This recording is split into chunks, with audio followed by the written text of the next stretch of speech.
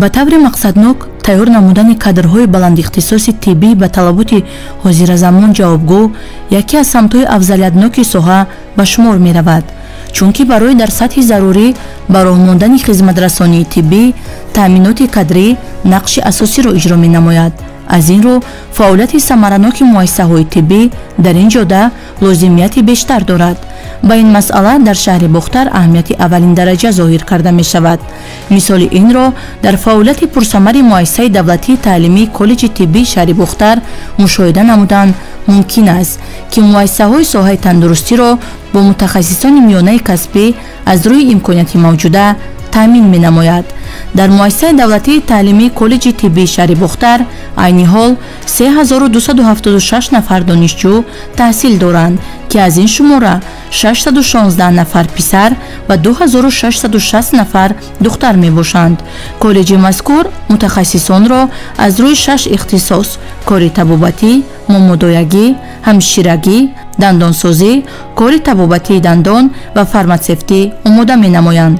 дар коллеҷи тиббии шаҳри Бохтар вобаста ба баланд бардоштани сифати дониши донишҷӯён, баланд бардоштани сифати омодасозии мутахассисони миёнаи тиб, тарбия кардани шавқу ҳавас ба касби интихоб карда, беҳтар намудани раванди таълиму тарбия, беҳтар намудани тарбияи ахлоқӣ, зебоишиносӣ, ватандӯстӣ ва иштироки фаъолона дар озмунҳои фаннӣ аҳамияти ҷиддӣ зоҳир карда мешавад.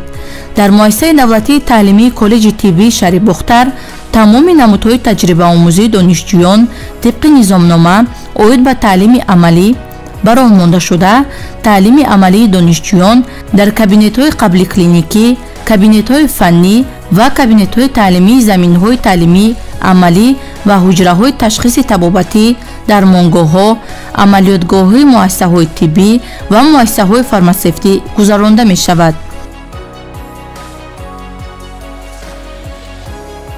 дар муассисаи давлатии таълимии коллеҷи тиббии шаҳри Бохтар аз рӯи 6 ихтисос мутахассис омода карда мешавад. ин ҳам бошад кори момодоягӣ, ихтисоси кори фарматсевтӣ, ихтисоси кори ҳамширагӣ, ихтисоси кори табобати дандон ва кори дандонсозӣ. айни замон дар муассиса зиёда аз 3000 донишҷӯён аз минтақаҳои гуногуни вилояти Хатлон ва инчунин аз тамоми ҷумҳурӣ таҳсил менамоянд.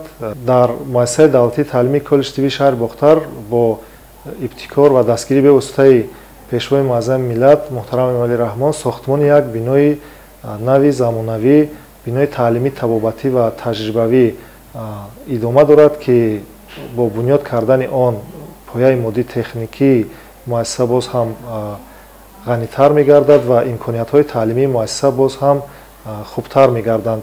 ҳамаи ин аз дастгириҳои роҳбарияти олии мамлакат шаҳодат медиҳанд ва мо омӯзгорону кормандони муассиса дар навбати худ тамоми дастуру ҳидоятҳои пешвои муаззами миллатро сармашқи кори худ қарор дода дар иҷрои онҳо талош хоҳем кард.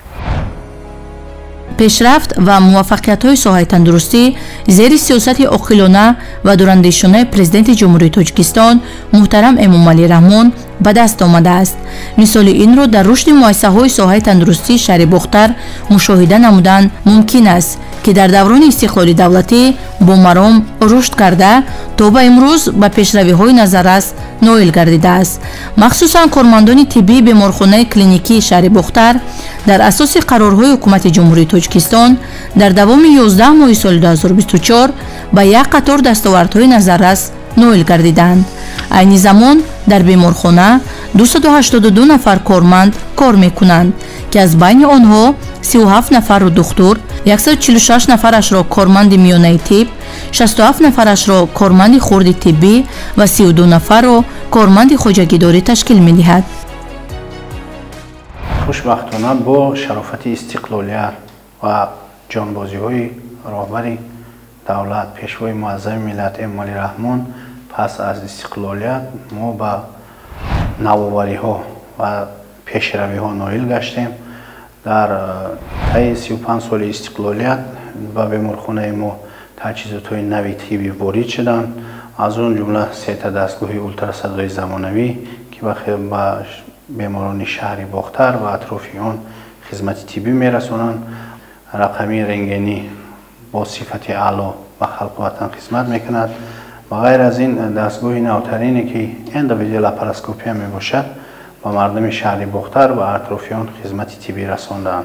بیمارخانه کلینیکی شهر بختر امروز به تمام مردم شهر بختر و ناحیه آن خدمت رسانی را در سطح بلند به اجرا می رساند و ما کارمندان طب شهر بختر با باوری گفته میتونیم که خدمت طبی را در سطح بلند و آنها خدمت رسانیم. پیش در شهر بختر جراحی قفس سینه گذرانده نمیشد. خوشبختانه با شرافت استقلالیت و پیشگیری پیشوای معظم ملت پرزیدنت جمهوری تاجیکستان امومالی رحمان ما توانستیم که در شهر بختر بیماریان قفس سینه را به راه مانیم. البته در اول ما استادان را از دانشگاه طبی جمهوری تاجیکستان دعوت کردیم، در یک جایگاه با آنها جراحی اخینکاک شش را گذراندیم و ما با پرگی گفته میتونیم که در آینده ما میتوانیم این عملیات را با طبیبان خود شهر بختر گذرانیم و به راه مانیم. بیمارخانه دارای 6 شعبه از آن جمله شعبه‌های قبول، جراحی، تولد، امراض درونه، احیاگری و شعبه تحلیلگاه میباشد. بیمارخانه دارای 120 کат میباشد که 40 کат به شعبه جراحی، 60 کат به شعبه تولد و 20 کат به شعبه امراض درونه منصوب میباشد. در 11 ماه سال جاری به بیمارخانه کلینیکی شهر بختر 9571 نفر مراجعت نموده 5506 نفر بیمار بستری گردید. 5396 نفر بیمار طبابت یافته است. این نشان داد نسبت به همین دوره سال گذشته 9% زیاد می باشد. برای رشد ساحه تندرستی سندهای معیاری حقوقی قبول گردیده مرحله به مرحله تطبیق کرده می شوند. با تطبیق سندهای مذکور ساحه تندرستی و حفظ اجتماعی اهالی جمهوری تاجیکستان رو به اصلاحات آورده در شکل کاملا نو رشد کرد.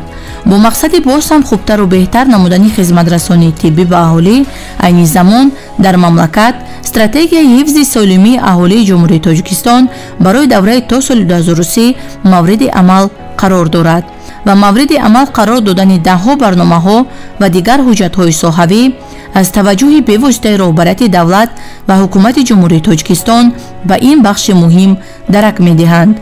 با مقصد تامین رشد مؤسسه‌های طبابتی جمهوری تاجیکستان دوره به دوره مجهز نمودن آنها با تجهیزات معاصر طبی و تامین دسترسی اهالی به خدمت رسانی‌های صفتناک طبی برنامه رشد مؤسسه‌های طبابتی دولتی جمهوری تاجیکستان برای سال‌های 2022-2025 تهیه گردیده مورد عمل قرار دارد. در اساس تطبیق ثمرناک سندهای مهم ساحه امروز قریب همه شعبه‌های بیمارخانه کلینیکی ولایتی به نام بوری واحدوف از نوسازی گردیده شرایط خدمت رسانی طبی در زمینه دسترس گردیدن تجهیزات معاصر طبی بهتر شده است. در نتیجه شرایط خوبی کاری طبیبان و ساکنان خدمت با صفت و صافدلانه را به راه ماندند. گفته شد که طبیبان پیوسته غمخوار مردمند و در مناسبت با بیماران دائم رسالت کسبی خویش را ادا می‌نمایند. این است که اکثر ساکنان ناحیه ولایت ختلان به بیمارخانه مذکور برای طبابت مراجعت می‌کنند. بیمارخانه کلینیکی ولایت ختلان به نام بوری واحدوف که یکی از بیمارخانه‌های کلانترین در ولایت به حساب می‌رود دارای 610 کат میباشد که برای طبابت اهالی ولایت ختلان و بیرون از آن در جمهوری خدمت طبی خود را می‌رسانند. 153 تا طبیب 568 تا همشیرهای میانه برای اهالی خدمت خود را سر وقت می‌رسانند. اساسگزار صلح و وحدت ملی پیشوای معظم ملت پرزیدنت جمهوری تاجیکستان امومالی رحمان می‌رسانند چونکه با دستگیری آن که 27 اکتبر سال 2021 مرکز پریناتالی در ولایت افتتاح یافت که تمام تجهیزات حجره زمان طبی بیمارخانه مجهز گردانده شده است.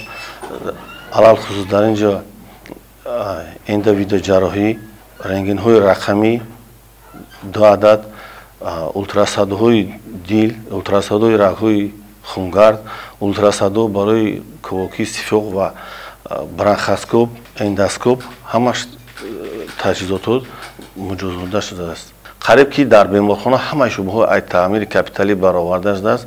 جواباً و دستگیری ها پیشروی معظم ملت ما سعی کوشش میکنیم که дониши худро берун аз ҷумҳурӣ мукаммал намуда барои баланд бардоштани сифати тавбат саи кӯшиши худро равона кардем. саломатии миллат боигарии давлат аст.